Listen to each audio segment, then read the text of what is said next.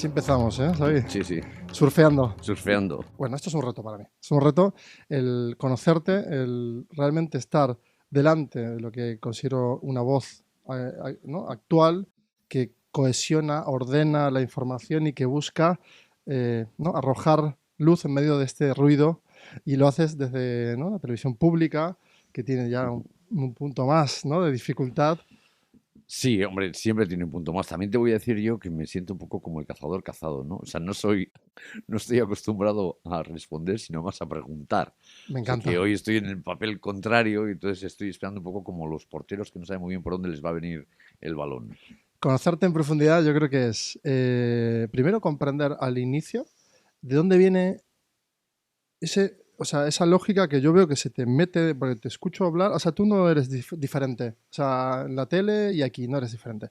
O sea, hay No. un ejercicio de coherencia enorme. O sea, ¿cómo llega a eso? Bueno, primero con la edad. Es decir, no, claro, todo requiere un aprendizaje, un rodaje, cometer errores, darte cuenta que los has cometido, tener buenos maestros alrededor con confianza que te lo dicen. Y yo he tenido muy buenos maestros.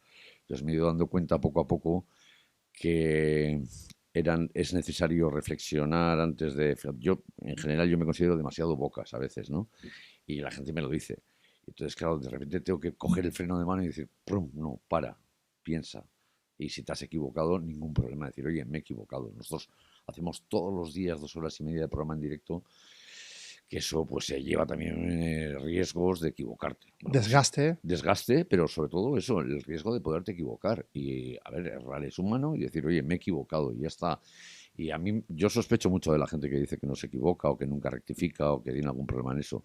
Yo no tengo ningún problema. O sea, que no hay un personaje sobreconstruido, sino que eres tú asumiendo la fatalidad imperfecta de ser humano, Pues sí, básicamente. básicamente es así. La gente que me conoce además dice, pero en realidad cuando te conocemos estás igual que en la tele, ¿no? O sea, hago el papel que creo que me toca, que es el de preguntar, ir un poco más allá de lo que es exactamente el dato. No dejo nunca que se den datos falsos. Para mí esto es muy importante y cada vez se ha ido acentuando más con toda la serie de bulos, de páginas web que tenemos, de intoxicación, etcétera, etcétera. Y ese es el límite casi que pongo yo cuando alguien expresa una opinión en el programa. El resto de las opiniones, yo creo que cada uno lo retrata al personaje cuando lo dice. Pero el único pero que pongo es cuando alguien dice algún dato y le digo, no, eso no es así, quieto. Aquí no hay bulos. Estos datos son así, así, así.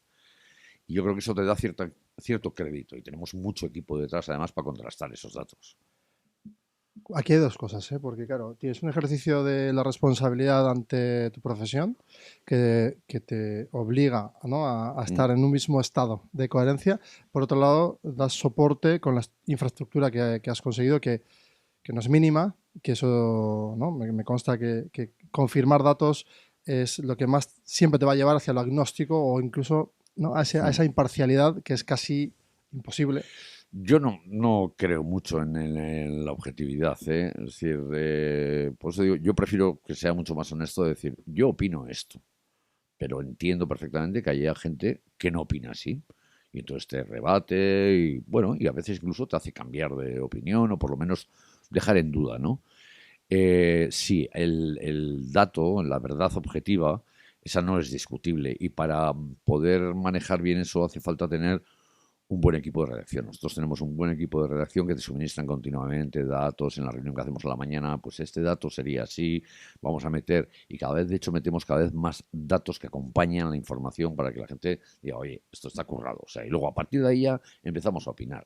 Pero lo primero es la información. O sea, ese sobreetiquetado, quizás que, o sea, por un lado, no tenemos la noticia, que hay que argumentarla, Ujú. defenderla, colocar perspectivas que son como luces alrededor de la verdad, hasta revelarla. Y por otro lado, tenemos ese ejercicio de cómo le damos certificaciones o modos de decir, oye, Ujú. descanso, confío en esto que me estás diciendo. Porque claro, tenemos medios como Neutral, por ejemplo, Sí, que claro, es que ellos se dedican profesionalmente a eso. claro, Nosotros, en todo caso, Neutral sería fuente para nosotros. pero es fidedigna. Pues creo que sí.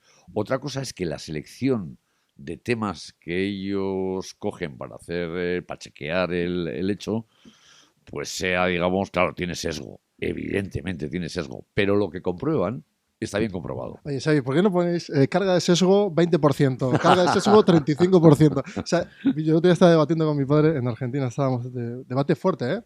Y que nos ha hecho confrontar familiarmente muchas veces y enojarnos. Y esto es lo que producís, ¿no? Quienes generáis la opinión. Que de algún modo las personas tomen partido, tomen posición. Entonces hay que tener un ejercicio ahí de, de responsabilidad enorme. ¿Qué ponemos al servicio para ayudar a esto? Sí, al debate público.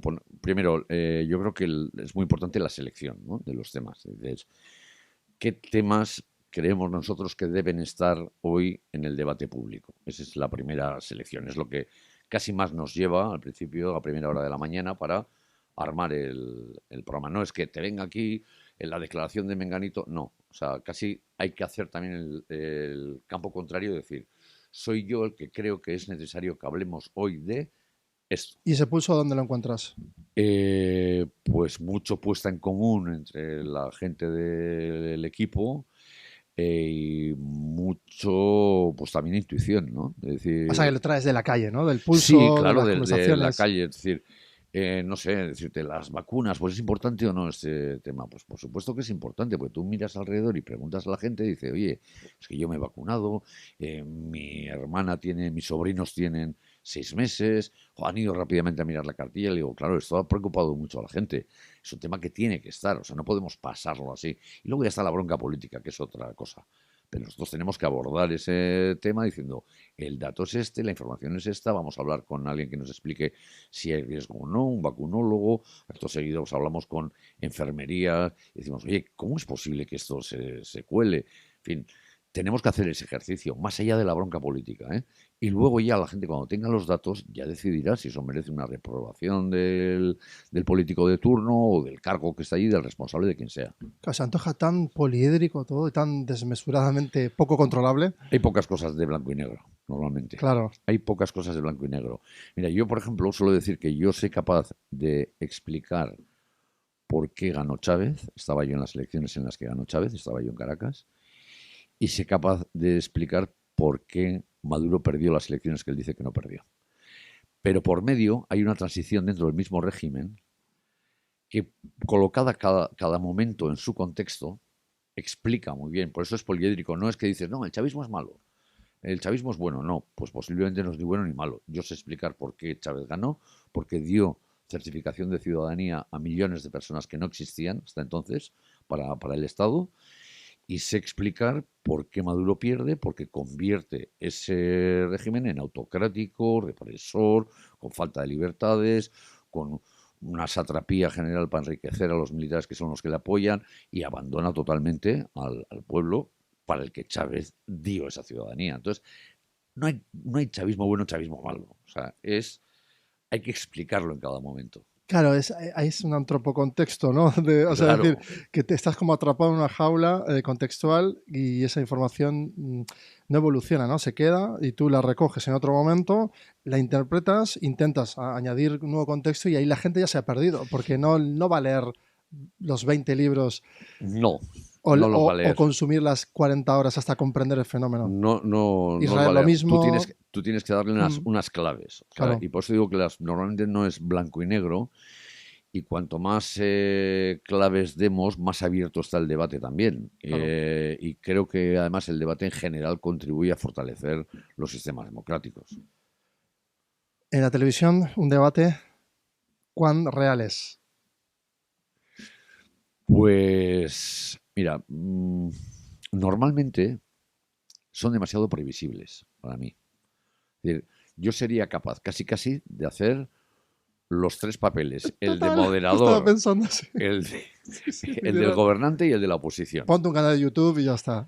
Efectivamente. Y entonces es demasiado previsible. Tal cual. Cuando se salen de ese carril es cuando me empiezan a ser creíbles. Porque el resto son como estrategias de equipos políticos, de Total. marketing, que están ya muy acotadas.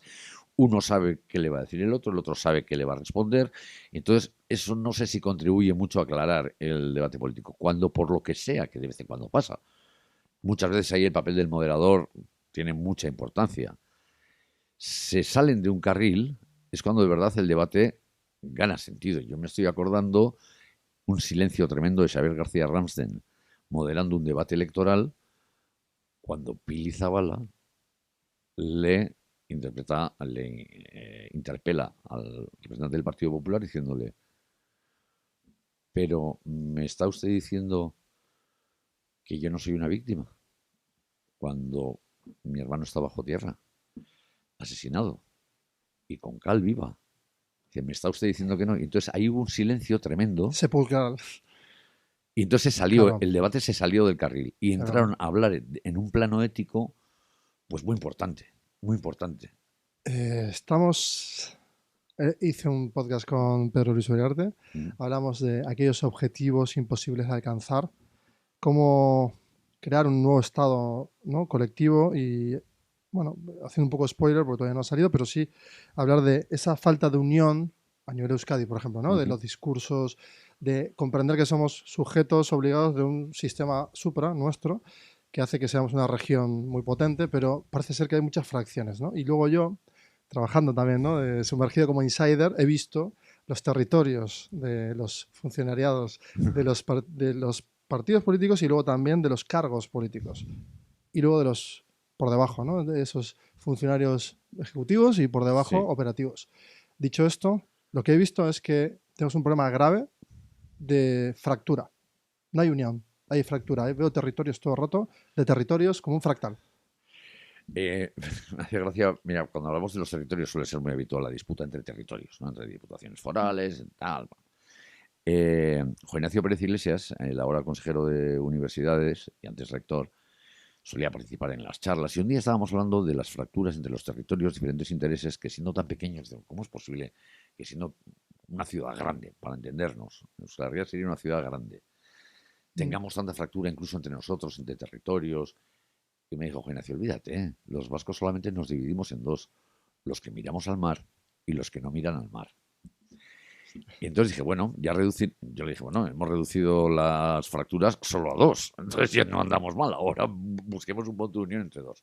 Quiero decir que a veces creemos que tenemos más fractura de la que realmente existe. Yo no me creo que un ciudadano, por ser alavés, guipuzcoano, vizcaíno, navarro, Iparralde, tenga un interés muy diferente en su concepción de vida. Y ahí es donde deberíamos reforzar. Luego están las opiniones sobre si hay que gastar más, menos, el gasto público, etcétera. Pero tenemos un nivel, digo, de izquierda a derecha, quitando mucho los extremos, ¿no? De un carril central, con una marcada intención del bienestar social y de la solidaridad, intersolidaridad entre generaciones, entre economías, entre escalones sociales, que yo creo que es donde deberíamos de empujar todos, ¿no? Y mantener eso siempre como la brasa. Es decir, aquí tenemos la brasa. Que luego hay que quemarlo de alrededor, bueno, pues ya veremos. Pero la brasa tiene que estar mantenida siempre. Qué interesante, porque me estaba pensando en un campo muy amplio, con laterales, ¿no?, enfrentados, pero en ese juego central de grises y demás, si ¿no?, se instalase esa idea de somos uno, porque creo que sí que falta esa sensación de somos uno. O sea, ahora actualmente los partidos no están logrando conectar. Claro, por un lado tenemos el sistema absolutamente personalizado que genera los usuarios a Internet, se ha digitalizado la opinión, se ha partido la atención tanto que para capturarla, por otro lado vemos el escenario que se recrudece en las dialécticas para conectar con el máximo posible. Y eso es ruido. Entonces, claro, ¿cómo hacemos para instalar esa idea de vuelta de, oye, porque si nos unimos somos competitivamente increíbles? Vale, yo soy bastante defensor en general y voy a contracorriente en esto de la clase política, sobre todo de la cercana. Es decir, yo veo espectáculos lamentables muchas veces en parlamentos, en congresos y demás, pero yo primero pienso que son pieza indispensable. Segundo, que merecen un crédito de entrada, es decir, no podemos hacer brochazo gordo cuando sale pues, un caso de corrupción, que los hay, efectivamente, pero el brochazo gordo huiría, porque esto lleva a todos los políticos a malos, etcétera, etcétera. Yo ya digo que voy un poco en esto contracorriente ahora mismo. ¿Por qué? Porque las alternativas son muchísimo peores. Eso punto número uno. O sea, la alternativa a un sistema democrático de representación parlamentaria como el que tenemos es mucho peor. Estoy seguro, Como sistema, como dices. sistema. Luego, por lo tanto, tratemos de perfeccionar el que tenemos en vez de tratar de sustituirlo por algo que no conocemos, pero que cuando se ha intentado nunca ha salido bien. Porque nos ha conducido directamente a dictaduras, a regímenes autocráticos, a falta de libertades, a falta de recorte de derechos. Luego, por lo tanto, seamos más positivos como ciudadanía, ¿eh? No estoy hablando como partidos políticos, como ciudadanía, más comprensivos con nuestro sistema de partidos políticos, mejoremos los mecanismos que haya que mejorar, o propongamos también desde el punto de vista ciudadano la mejora de ese sistema que no es perfecto, que necesita además revisiones, que necesita más participación ciudadana. Yo creo que el ejemplo, por ejemplo, de Urdaibai me ha parecido muy interesante siguiéndole la pista por lo que significa de participación ciudadana y toma de decisión política. Y la respuesta final también ha estado bien, ¿eh? Sí, y entonces apliquemos esto, por ejemplo, que hemos aprendido en ese proceso, en vez de considerarlo como una mm, derrota institucional que quería sacar adelante algo, démosle la vuelta. Digamos, las instituciones tienen oportunidad de aprender un mecanismo que va a evitar un conflicto. Los departamentos de comunicación normalmente o restringen, ¿no? En todas las instituciones y demás, o no aceptan. Es decir, ¿no? Dicen, "Va, esto no te lo voy a decir que no, pero no entra, no podemos emitir o no se puede emitir". Esto está sucediendo. Quiero decir, sí que sucede que se recorta la comunicación de algún modo, o hay una especie de pacto de silencio por quizás en unos territorios que no son tan amplios y tan grandes, son, ¿no?, mesurables y Ujú. visibles, tiende a ese pueblo pequeño infierno grande, ¿no? En el que, entonces, ¿cómo hacemos? Porque Yo, el ejemplo, y termino, ¿eh? El ejemplo que has puesto de Urdaibai me ha gustado porque han salido a hablar y decir, oye, mira, tenemos esta planificación, es cierto que esto y esto, echamos para atrás por estas razones que son de peso y lo habéis dicho la ciudadanía. Aceptamos que ha sido un error, pero había que transitar el camino sí, analítico de intentar sí, sacar una propuesta ambiciosa. sí. La prueba error en las administraciones creo que debería ser juzgada de la misma manera que en nuestra propia vida, en la prueba de error. Muchas veces probamos cosas que nos hemos equivocado, Exacto. cambiamos y buscamos otra manera de solucionar ese problema. Bueno, yo creo que las instituciones no están libres tampoco de esos errores y además hay un mecanismo además para juzgarles el nivel de error que es aceptable de la ciudadanía, que Claro. son unas elecciones. Sí, totalmente de acuerdo. Y entonces, dicho esto, a mí no me parece mal que un político diga me he equivocado o no me he equivocado, pero en su momento esta apuesta yo creía que iba a salir así.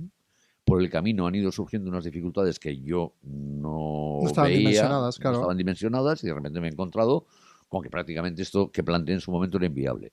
Por lo tanto, retiro esto. Joder, pues a mí me parece un ejercicio de responsabilidad institucional. Absolutamente. A mí me gustó mucho, Y pero fue la primera vez que he visto sí, pero esto. por eso te digo que en vez de considerarlo, tampoco me gusta mucho que se celebre. O sea, que se celebre eso como una victoria del pueblo frente a no sé qué. Es verdad, yo entiendo a la gente que está implicada en estas luchas, pues es normal que, oye, hagan lo que consideren oportuno. Pero yo no sacaría pecho. Quiero decir, a mí lo importante, Si me ganamos parece, todos, claro. eso es el hecho. Y que a partir de ahora se plantee que, visto lo que ha sucedido en este proceso, hay Exacto. otros donde nos podríamos haber evitado muchos conflictos si lo hubiéramos sometido a ese escrutinio, digamos, constante sobre qué variables pueden interferir el proyecto inicial que yo planteé. En términos de comunicación, cuando una persona no emite un comentario a otro o una reflexión a otra persona, la otra persona puede interpretar y ahí vemos fallo de comunicación, ¿no? Cuando el otro dimensiona, sobredimensiona, incluso dependiendo de su personalidad, pues se puede hacer un mundo y hay un problema grave. Ahí vemos que grandes de las principales frustraciones humanas vienen de ahí. Si aplicamos este principio que acabas de decir tú, ¿no? De, oye, vamos a hacer esto. Va a ser imperfecto, pero vamos juntos. Y si fallamos, fallamos todos. Cuanto antes, mejor. Un poco mood startup, ¿no? Sí, Y en claro. cuanto podamos, resolvemos públicamente y tal. Pues este mensaje, claro, espero que cale, obviamente, pero que acaba de empezar. Ese Sí, work in progress. pero mira, sería una manera de reconectar también lo que es la política institucional con la realidad ciudadana. Es Claro, una vía de comunicación, no es la única, pero es total. una de las vías de comunicación que se podría explorar perfectamente. Porque dice, no, claro, es que esto retrasaría mucho, porque hay gente que está siempre diciendo que no a todo. No, no, no vale decir que no, es decir que no por esto y por esto. Y mi alternativa es esta y esta. La Es crítica decir, siempre va a estar. y entonces entraríamos en un juego que me parece muy interesante. No es el no por el no. ¿Cuántas veces los proyectos no terminan de salir o la propia ciudadanía, vamos el ciudadano a la ventanilla y nos encontramos con unas trabas burocráticas que impiden que en plazo razonable te den una respuesta, se hagan cosas? Luego, no se puede poner como argumento que esos procesos de participación ciudadana frenan la velocidad del proyecto. No, no, oiga, no.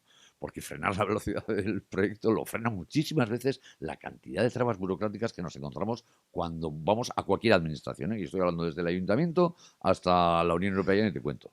Claro, pero claro, la tasa de burocratización de un proceso en realidad es una fricción normal. O sea, si yo lo acepto como sistema de qué va a pasar y digo, oye, pues habrá ventanillas más lentas, otras más rápidas, estaré atento, perdón de antemano, pero bueno, tenemos un sistema que al menos funciona en este orden, lento o no, pero funciona. Y haremos hincapié o no, dependiendo del nivel de necesidad que haya. Vamos a hablar de ello. Y a partir de ahí nace, ¿no?, como esa mejora. Entonces, volviendo a este terreno de la mejora continua o el work in progress, tú dices, son capas, ¿no? Este nivel de comunicación es como hablar por WhatsApp o hablar por teléfono. Sería interesante, en eso estoy de acuerdo. Ahora, los roles políticos, ¿no?, en donde ahora vemos que pasan catástrofes, problemas graves, ¿por qué se condena tanto? No, porque ahí eso es de doble filo, porque ahí es, porque no todo el mundo tiene que dimitir inmediatamente porque haya salido mal algo, o no todo el mundo tiene mala intención en un cargo, o no todo el mundo, o sea, ¿por qué ahora hemos caído también en esa Mira, vertiente? yo en el caso de, por ejemplo, de la Dana, de Amazon, ¿no? Sí, De Amazon digo, claro, no es lo mismo ser un inútil que ser mala persona. muy bueno, Digo, claro, o sea, Amazon de momento lo que ha demostrado es que es un inútil. Y posiblemente esa inutilidad ha generado dolor añadido. claro. Pero eso no significa necesariamente que Amazon sea un tipo malo, perverso y un... Claro, pues si no, estaríamos ante un psicópata. Sí, pero que Y yo no, no creo que lo es, pero que su cargo no lo pueda evitar. efectivamente. Y otro desastre, el ferroviario, el último, el ferroviario. No, cuidado con dar demasiadas explicaciones. Quiero decir, Efectivamente. tú eres un cargo político que tú has nombrado a unas personas de confianza y en algún punto parece que se ha producido un fallo. Y tú lo intentas explicar. Cuando tú no eres el técnico y eres el político e intentas explicarlo, te va a pasar que Te va a el pillar por todos contrincante, lados. claro, el contrincante ha hablado con el técnico y te va a decir, no, eso no es así. Y Porque, entonces, sí, sí, claro, y sí. entonces estás metido en un lío con toda la mejor voluntad del mundo para dar explicaciones, para no hacer lo que hizo el otro que se escondió. No sé, claro, te has metido en un carrusel de declaraciones, entrevistas y tal, donde es facilísimo que metas la pata, que yo concretamente creo que es lo que le ha pasado a este ministro. A mí lo que me sorprende es, vamos a ver, el, el problema en realidad de los trenes, ¿no? Y esto también es muy interesante, ¿no? Y nosotros creemos en el progreso. Y entonces decimos, no, no, pues vamos a pasar de llevar 3 millones de pasajeros a llevar 30. Y de tener 12 aves que eran al principio, 12 trenes aves, a 300 y pico que hay ahora. Bien. Eso significa vías más transitadas. La inversión que se ha hecho para el progreso ordenado corresponde a ese crecimiento o el objetivo era crecer. Efectivamente. Y entonces, de puro crecimiento, tenemos un cáncer en las vías. Pero Luis me hablaba de transaccional, transformacional. O sea, cuando tú haces algo transaccional, ¿no?, está todo roto, pues judicializado de algún modo mediante el Sí. dinero, o sea, intervenido por el resultado, y en cambio en la transformación piensas en muchos más elementos. Si tú piensas a nivel transformacional, en esa planificación de unas vías mantenidas para 5 o los que sean viajes al día, pasan a multiplicarse por 10, por 20, por lo que Porque sea. parece que el objetivo era crecer. Claro, por eso, entonces es transaccional y en vías de la política o en vías del Claro, desarrollo, resulta que pero somos el segundo país del mundo con más vías de alta velocidad. Igual no eran necesarias todas. Nosotros aquí estamos esperando una bueno, llevamos fundamental, ya aquí que al lado. yo no sé ni si la voy a ver. Mira, aquí al lado. Y en cambio tenemos trenes por doquier, por encima de nuestras posibilidades, visto los problemas que están generando en general todas las vías. Y no estoy hablando ya solamente de este accidente puntual. Ha habido que revisar otra vez todas las vías si estaban bien. Oye, aquí no, aquí los técnicos dicen que vibra mucho. Es decir, luego, por lo tanto, ha crecido de manera desordenada. Ha crecido mucho de manera Eso es desordenada. un hecho. Y ahora hay que recoger cable. Y recoger cable cuando se ha crecido no es fácil, porque hay que anular Claro. servicios, o hay que invertir mucho más, y entonces ya no es rentable. Claro, es que es un problemón. Bueno, pues entonces claramente estamos viendo que no saben, por un lado, los roles políticos cómo reaccionar ante esta eventualidad, porque hay cambios climáticos, hay cambios Mm. a nivel de crecimiento también, porque es un nuevo desarrollismo que no estaba contemplado, explosivo, al igual que lo del clima también. Entonces podemos decir que el escenario político está en una de las peores, ¿no? Peores contextos a nivel histórico. Sí, porque requeriría pues varias cosas. Primero, a mí me da la sensación de que hay una desconexión muy grande entre quien tiene el conocimiento Mm, y quien toma la decisión. Y esto lo llevo viendo yo hace ya pues, mucho tiempo. Hay un ejemplo que pongo yo siempre que digo, nunca se aplican los criterios técnicos en el reparto de cuotas de pesca en Europa. mm. Nunca. Es una pelea entre los estados por beneficiar a una flota en desprestigio de otra, en perjuicio de otra. Y oye, vamos a ver, exactamente para qué le habéis llamado a vosotros a consultas a un instituto como el de ASTI o otros más. Porque si luego en realidad vamos a llegar a una mesa donde lo que va a importar son los intereses de cada estado, pero no los consejos racionales científicos que te dan los institutos desde EASTI hasta el de Noruega, no les hacen ni caso. No les hacen ni caso. Si estamos ante emergencias climáticas y están diciendo no hay que construir más de no sé qué en estas zonas, pipín, pam, y recuperemos las marismas de estas porque nos van a frenar el tal. A partir de ahora, como no podemos frenar del todo el cambio climático, sí que podemos hacer medidas para evitar los daños. Luego, por tanto, no construyamos en zonas, en avenidas claramente inundables. ¿Tú crees que se le hace caso? Se le hace caso en algún tema puntual que ha tenido un titular y entonces ahí se decide, oye, no, no, el Barranco del Pollo no vamos a construir ya. ¿Y el resto de barrancos que hay por todo el Mediterráneo? ¿Alguien ha pensado que hay que desalojar cientos de viviendas y que eso tiene un coste enorme, pero que hay que hacerlo antes de que suframos otra desgracia por cambio climático? ¿O que tenemos que ir echando para atrás la línea de costa porque efectivamente va a subir el nivel del mar en los próximos 100 años? Claro, como son políticas a largo plazo, pues tomar la decisión ahora es muy popular. Es muy popular. Claro, entre popular e impopular está el autoconvencimiento o el autoengaño de quien está gobernando para intentar calmar el ruido a mediano plazo e intentar hacer una política a largo plazo. O sea, qué nivel de dificultad está en Mira, gobernar. la vivienda. Es otro ejemplo. A todos nos está preocupando muchísimo el problema de la vivienda, o bien porque nosotros ya la hemos pasado, o bien porque tenemos hijos e hijas que salen ahora al mercado laboral y dices tú, bueno, ¿y a dónde van a ir? Nunca fue fácil, ¿eh? El problema de la vivienda nunca fue fácil para ninguna generación, ¿eh? Quiero también recordar esto. Pero ahora es verdad que está muy agravada. Vale. Los problemas de vivienda, tomando una decisión hoy, no la vas a ver hasta dentro de 10 años. Exacto. O sea, desde que tú reservas suelo hoy, suponiendo que tienes ya el proyecto levantado, no vas a ver el resultado final hasta dentro de 10 años. Luego, por lo tanto, son 2 legislaturas y media.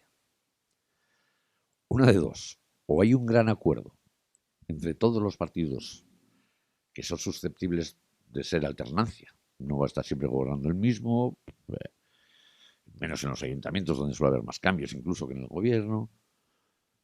O tú pones desde hoy un acuerdo programático base para que se mantenga la política de vivienda independientemente del partido que gobierne Claro, eso iba a decir, hasta tiene que los ser base. próximos, claro, base, hasta los próximos 25 años, o si no corres el riesgo, que nos ha pasado aquí, de que se han ido cambiando también políticas de vivienda y entonces nos hemos metido en un follón que no sabemos muy bien cómo solucionar y que ahora mismo de inmediato no tiene solución. Puedes intentar paliar zonas tensionadas, viviendas turísticas, lo que quieras, pero estructuralmente no vamos a ver una solución, por lo menos hasta dentro de 10 años, de Es una década. interesante el aplicar, bueno, tecnología aquí, porque tú dices, puedes darle una cantidad de temáticas y proyectos a largo plazo y otras a mediano y otra a corto, y que se legisle en esas velocidades, en 3 velocidades diferentes, y que la gobernanza, más allá de la alternancia o permanencia, exista, el de base va a continuar. Entonces, ahí sí se me hace,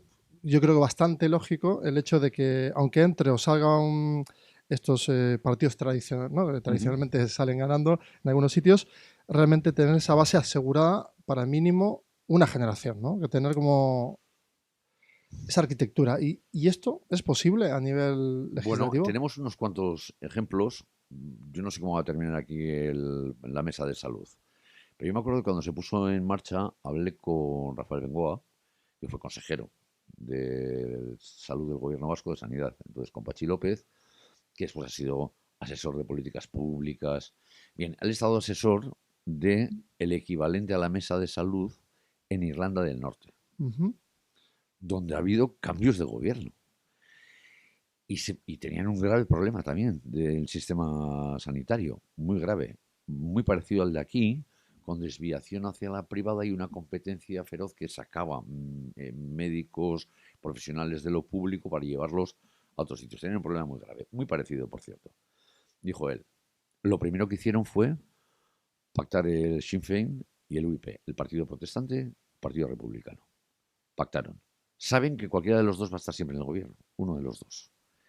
Y hicieron un pacto para que en el caso de que hubiera cambio de gobierno, un sistema de contrapoder entre ellos dentro de la mesa para que no se pudieran cambiar los acuerdos que ya se habían ido Sistema de adoptando. votación interno, como en un board de una empresa. Sí, y además era para no poder revertir lo que ya se había acordado. Sí, sí, tiene O sea, sentido. puede que no avance tan rápido si hay un cambio sobre algunos acuerdos que estaban más o menos gestionados, pero los que están no se desmontan, lo cual les permite estar continuamente avanzando.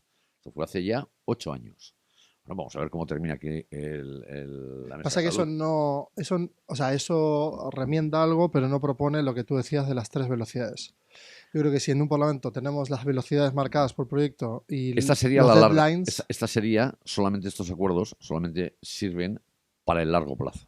sí. El resto, las cosas pequeñas que es si arreglo este ambulatorio y me gasto tanto, o si contrato 2 psicólogos aquí o 7 allá, esas son las cosas pequeñas.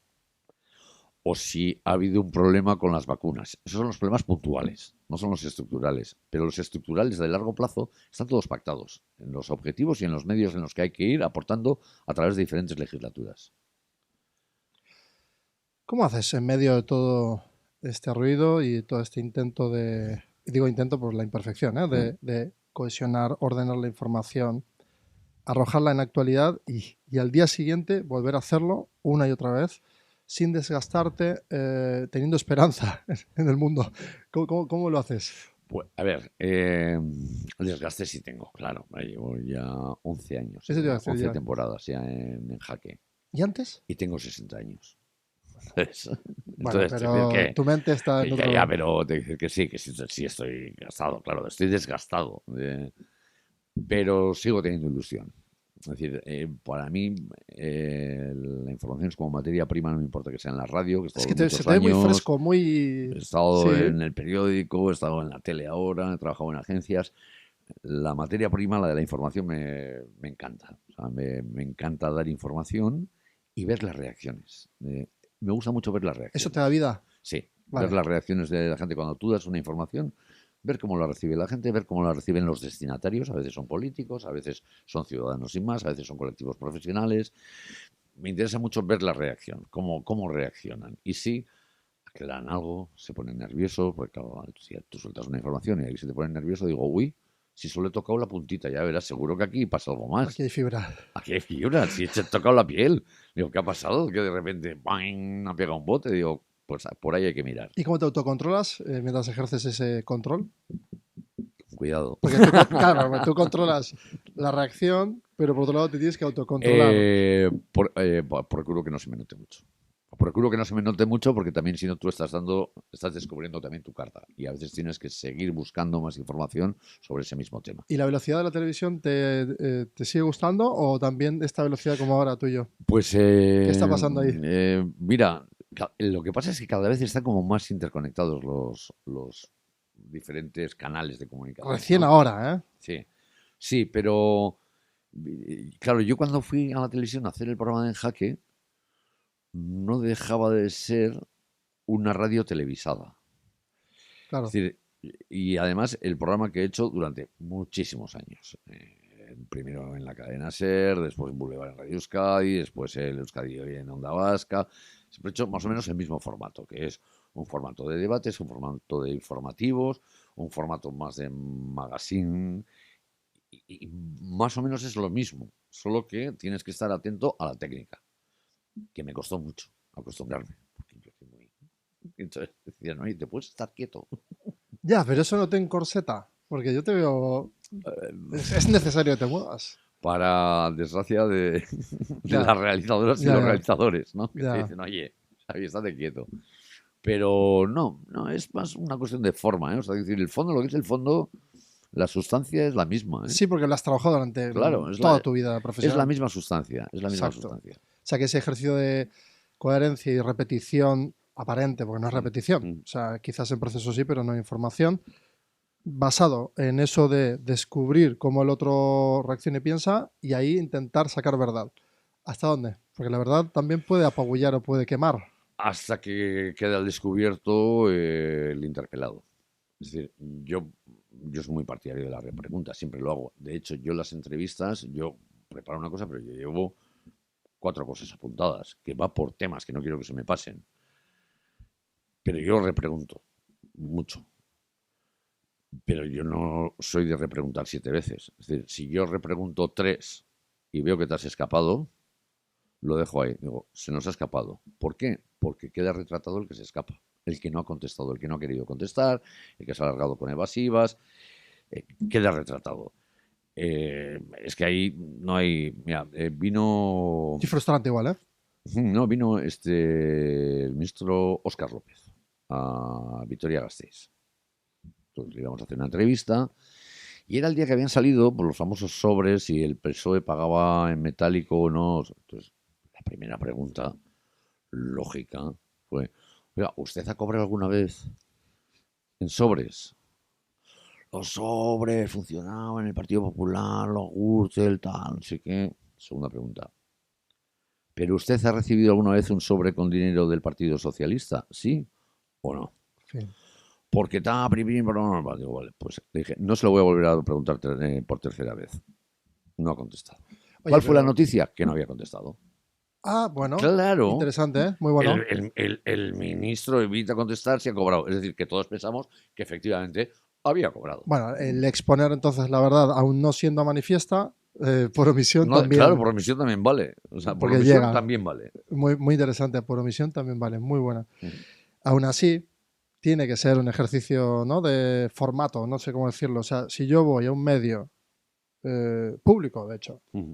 a hablar sobre algo de gestión pública, en los mínimos es contestar a la pregunta y el sí o no, y si no sucede, pues, o sea, ¿por qué no se penaliza? Quiero decir, porque la comunicación es algo como que no penaliza Sí, más pero que por nosotros, ya, imagen. pero tampoco nosotros somos la Inquisición. Quiero decir, a mí, en todo caso, ya juzgará, el que estaba viendo aquella entrevista, ya juzgará y dirá, joder, vaya, el ministro tan cazado con el carrito del helado.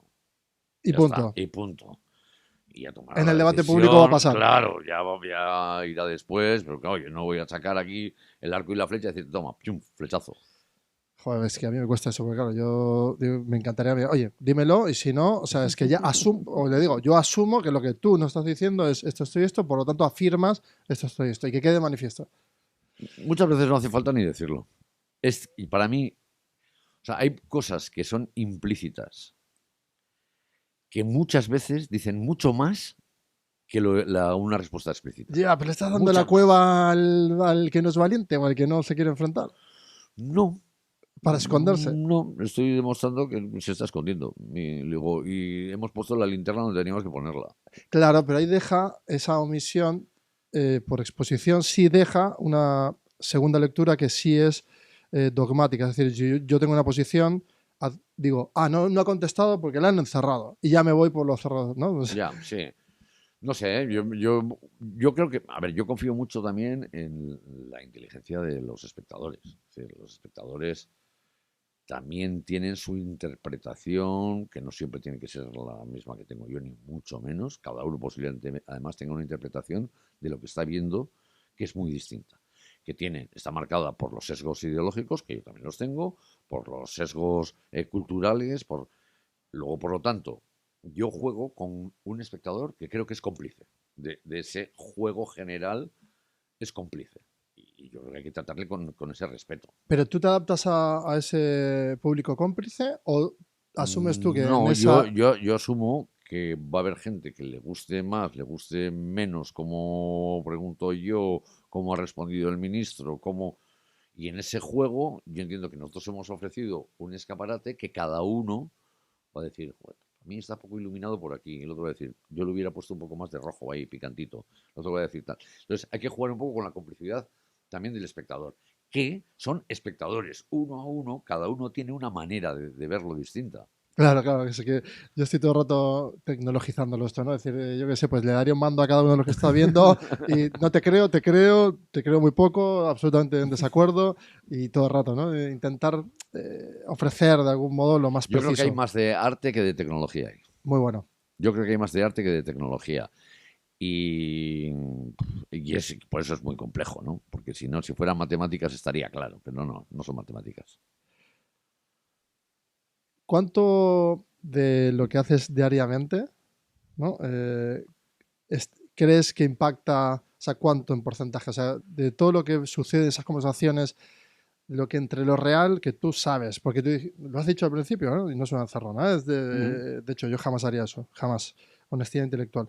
Es, podrías hacer todos los, ¿no? esos sujetos del juego porque lo conoces, porque ya puedes predecir. Entonces, ¿cuánto hay al final en el día de lo que consumimos de señal y cuánto de ruido? ¿Cuánto hay? Pues depende mucho, yo creo que depende mucho de, de la práctica que tengas y del aprendizaje que tengas. Esto se aprende a interpretar las señales. O sea, una persona que no está acostumbrada, digamos, a la vida pública, al debate público, pero no estoy hablando de grandes personas, no, no, estoy hablando de alguien que cuando está con los amigos no comenta cosas públicas, ni con su pareja, ni nada, y están haciendo otras cosas. Y nunca jamás me preguntan lo público. Tú le pones un informativo y donde tú y yo y otros vemos señales de que, uy, aquí convendría seguir la pista de este asunto, oye, pues qué grave, ¿no? Para muchos es una información plana. ¿Es una Pero minoría? nosotros, pero nosotros estamos acostumbrados a detectarlas, es decir, porque tenemos una profesión Claro. que llevamos mucho tiempo ejercitando y entonces nos imaginamos enseguida. Decimos, plas, por aquí va a pasar esto, esto, esto y esto, o podría pasar esto y esto, me parece importante por esto me parece una chorrada que es puro famoseo de nada y tal, no hay nada detrás, Espuma. espuma. Y yo creo que eso se aprende siendo crítico, con profesión. Esto desde el punto de vista periodístico, pero también yo creo que la gente, o sea, la ciudadanía, los espectadores, también ellos distinguen muchas veces, y no sé si siempre coincidimos, ese es el problema. Por eso te digo yo, ¿cuánto de lo que decimos tiene impacto?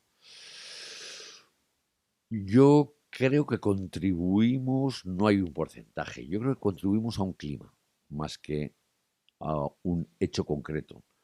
Pero bueno, Con- eso es ser parte de la creación sí, de esas bases. a ver, contribuimos a un clima de debate y a un clima de debate que huye del insulto. Es decir, nosotros somos, pues, creo que debemos dar un ejemplo. Estamos Exacto. además en la tele pública, porque te cuento mucho más, ¿no? Pero tenemos que dar un ejemplo de que personas de ideología distinta, hablando de un mismo tema, pueden intercambiar opiniones, incluso alguno puede modular la suya porque ha dicho, oye, esto que me ha dicho. Entonces yo creo que eso contribuye en general a No, un clima de debate. sí, yo jamás he escuchado a alguien que vaya a un debate en el que diga, uy, lo que acabas de decir creo que sería una reflexión para tener nosotros a partir de ahora. Me encantaría que fuese ese ejercicio de lo mismo que hablamos Eh, antes, ¿no? De el work in progress. O sea, si cada uno de los tertulianos, expertos y demás, tuviesen un trozo para decir, oye, o sea, ¿cuál es la parte conciliadora, ¿no? Del debate? Oye, vamos a establecer debate, posición uno, posición 2, 3. Ahora, ¿cuál es la parte conciliadora? ¿En dónde coincidimos? E intentar dejar rastros a la ciudadanía de que hay algo que en común. Tengo la sensación que tenemos que hacer un poco de no es muy habitual, didáctica, no es muy habitual, es verdad. pero Pero, formatemos eso. pero fíjate, solo aunque no sea en el contenido, sí en el formato. Es decir, ya el formato por sí ya tiene valor, independientemente de que en el contenido después se pueda llegar a una conclusión como la que dices tú, de decir, bueno, pues hemos conseguido que se pongan de acuerdo en esto. Vale, eso es muy difícil. Absolutamente relevante para dar bases al diálogo público. Pero es que la estética también es importante. Y en este caso, ¿Y qué va en contra ahí? el formato, o sea, que gente de manera civilizada diga que no está de acuerdo y exponga sus razones, nos está aportando a los que estamos viendo, los que estamos escuchando, y me incluyo yo, a decir, oye, pues me lo tengo que pensar, tengo que dar una vuelta. A mí me ha pasado Qué con el bueno. tema ahora de... He publicado, ¿no?, el origen de los detenidos, ¿no?, de la Ertzaintza. Yo no soy partidario, y yo además yo lo he dicho, yo no soy partidario.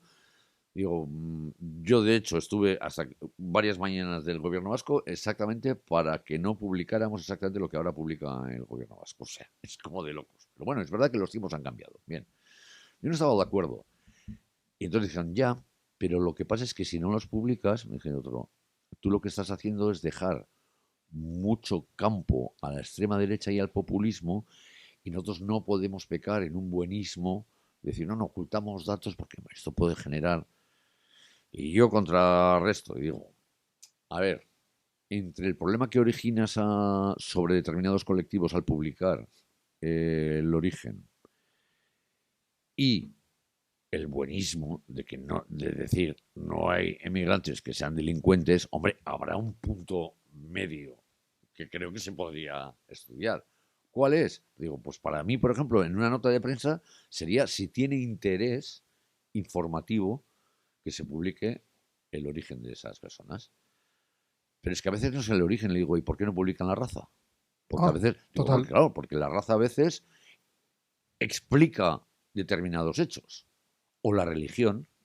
¿Por qué no decimos? Bueno, aún explicándolos... No lo diríamos casi que es anticonstitucional. Es decir, claro, que un musulmán tal... Claro, a veces resulta que el hecho es que él es un ultracatólico o que es un musulmán y no que sea de origen magrebí o sea de origen latinoamericano. total. Luego, por lo tanto, el criterio debería ser más periodístico que político. Y yo no lo veo, ¿eh?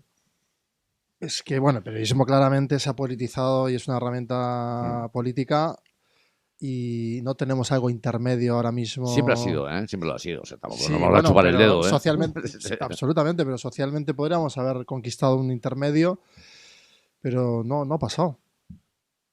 O sea, ese intermedio que tú dices, ¿no? Es decir, oye, entre dato, relato, entre el buenismo y el extremismo, ¿no? De no dar oportunidades, entre el sesgo cultural que viene y no se adapta, entre, o sea, es decir, hay tantas variables.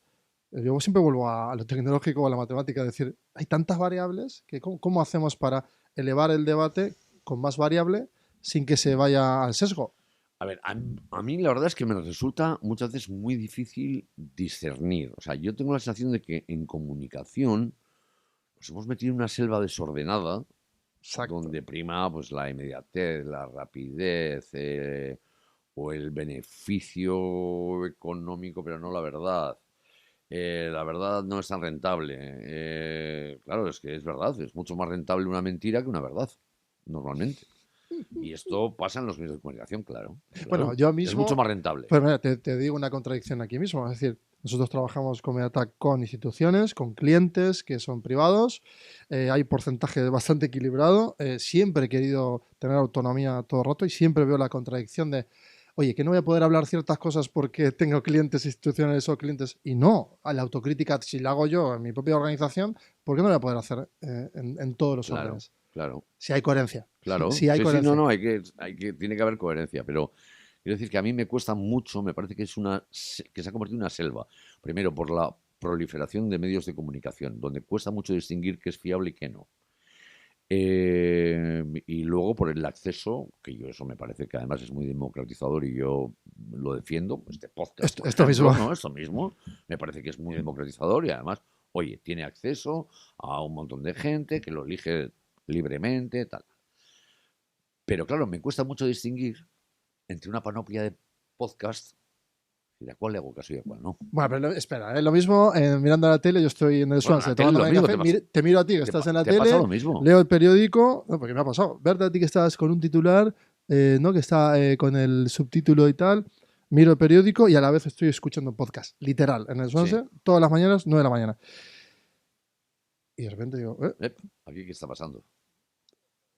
Y digo, "Oye, aquí hay una sincronicidad y el mundo no es... ¿Qué está pasando con esta Sí, sí, sincronicidad? sí, sí, sí, sí, Eh, sí, sí, sí, sí, sí.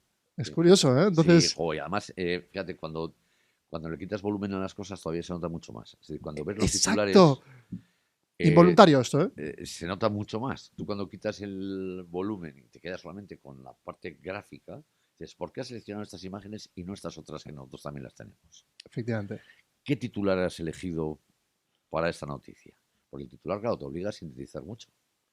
Y entonces el sesgo aparece enseguida, el titular. Claro, claro. O sea, o no dices nada casi en un titular, y dices, problemas con las vacunas. Ah, por aquí pasaba yo, ¿no? O buscaremos responsable de vacunas. Claro, no es lo mismo. No, no, no. Entonces el titular te obliga a, a sintetizar tanto que enseguida, quieras que no, salvo que sea un dato, enseña siempre la patita. Siempre. Siempre. Eso está muy bien lo de quitar los volúmenes y ver directamente los titulares, ¿no? Joder, te imaginas a ti en medio de una sala con muchas pantallas viendo todo en silencio, así como diciendo, ¿dónde está ¿no? ¿Dónde está el sesgo? Claro, en realidad hemos concluido parcialmente, haciendo ese ejercicio que te pedí a ti, ¿no? ¿Qué conclusiones parciales tenemos, al menos en este primer encuentro que tenemos tú y yo? Que es imposible llegar a la imparcialidad, prácticamente. Sí, yo prefiero hablar de honestidad.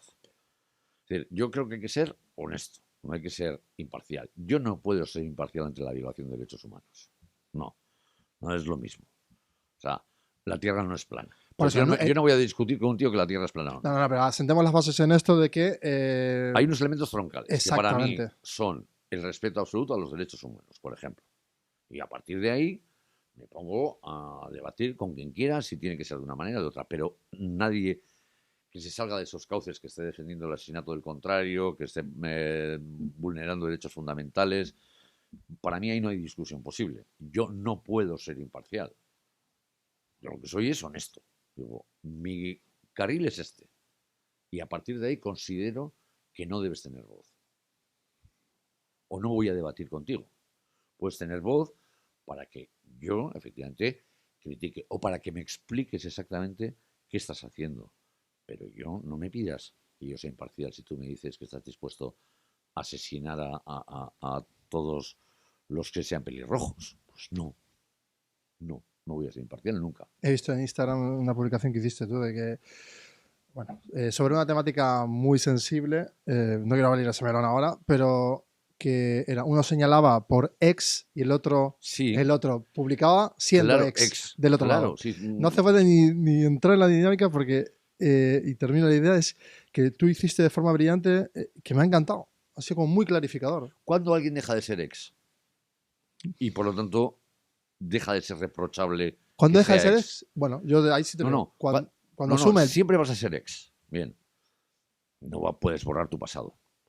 ¿Cuándo es reprochable ese pasado? Claro, ¿hasta cuánto? ¿Hasta cuánto tiempo? Y si las cosas están relacionadas o no con los hechos. Porque yo creo que no estaban relacionadas. Es decir, puedo contar el caso. Eran Adelante. dos expresos de ETA que estaban participando en la flotilla de la paz de Gaza. Y lo noticioso para el correo, que nace de una incautación franquista, es no la flotilla, sino que en la flotilla iban dos personas que eran ex miembros de ETA. Bueno, tendría importancia si esa noticia estuviera relacionada con su pasado. Pero yo no lo veía. Digo, y a mí me parece que alguien que no ha revisado tampoco su pasado franquista dé lecciones a otros sobre lo que tienen que hacer sobre su pasado, pues no. Porque a mí me parece que el pasado de alguien es muy importante si tiene relación con la noticia. Es decir, a mí me parece que El Correo no es un periódico franquista. Lo digo de verdad. Claro que No me no, parece. pero No llevas me, toda la razón con lo que no, acabas no de me, no me exponer. parece. A mí no me parece que sea un periódico franquista, ni mucho menos. Espera, Puedo estar de acuerdo, ¿no? En la línea editorial. Pero no me parece que. pero aquí vamos a hacer Pero un ha doble nacido, clic. tiene un origen Sí, sí, franquista. sí, sí, sí, sí, sí. Entiendo lo de ex y me gusta que lo traigas como hasta dónde el pasado te acompaña, hasta dónde el tú haber aceptado ese pasado y perdonarte y que te perdonen, que ahí es donde estamos en esos terrenos de grises.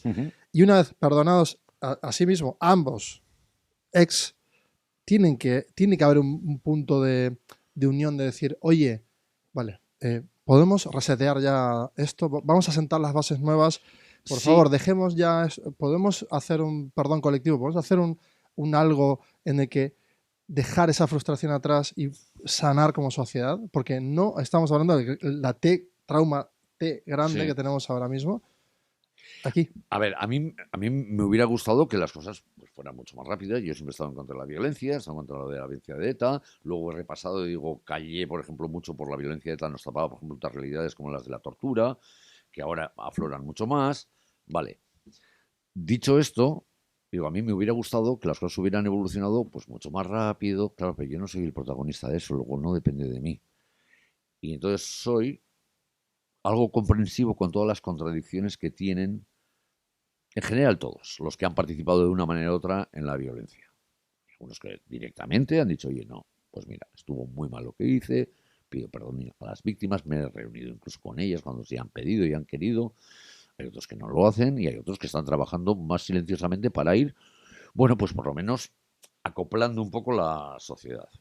¿A mí qué me hubiera gustado? Pues que hubiera sido mucho más rápido. Me hubiera Claro. gustado que te hubiera terminado mucho antes, que nunca hubiera habido guerra sucia. Me hubiera gustado muchas cosas, pero no depende de mí. Yo lo único que puedo hacer es contribuir a que ese clima sea cada vez más estable, no cometamos errores del pasado, no volvamos a periodos violentos. Yo puedo hacer eso, poco más.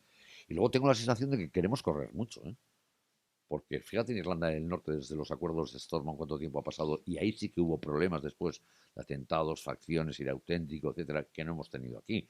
Luego, por lo tanto, O sea que el yo, cierre más limpio de aquí, en contraste con otros cierres menos bueno, no, limpios. ahí fue un cierre incluso más claro. Lo que pasa es que le salió una facción disidente, que aquí no, y por eso aquí igual costó más tiempo llevarlo. Bien.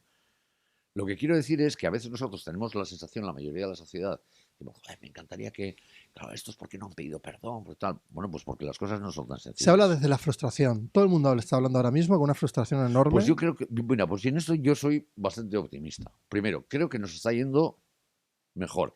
Que nos hubiera gustado que todavía fuera más rápido, más limpio, más claro, más y que estuviéramos en un país donde todo era homologable, donde todavía no escuchemos cada dos por tres reprocharse ETA para adelante y para atrás. Sí, me encantaría. Un día Pero del no pasa. perdón, pero un día del perdón Pero no pasa. colectivo. Pero no pasa. Y Pero que entonces, pase, por Dios. ya, pero joder, pero no somos. Esto no es Alicia en el País de las Maravillas. No pasa. Pues yo sé que soy Y idealista, lo entonces reconozco. yo, dentro de esas dificultades, digo, pues soy bastante optimista. Porque digo, yo que he vivido la porquería del Claro, periodo de violencia, claro. veo ahora y veo que mis hijas van a crecer en un ambiente distinto al que crecí yo, digo, pues hemos avanzado mucho.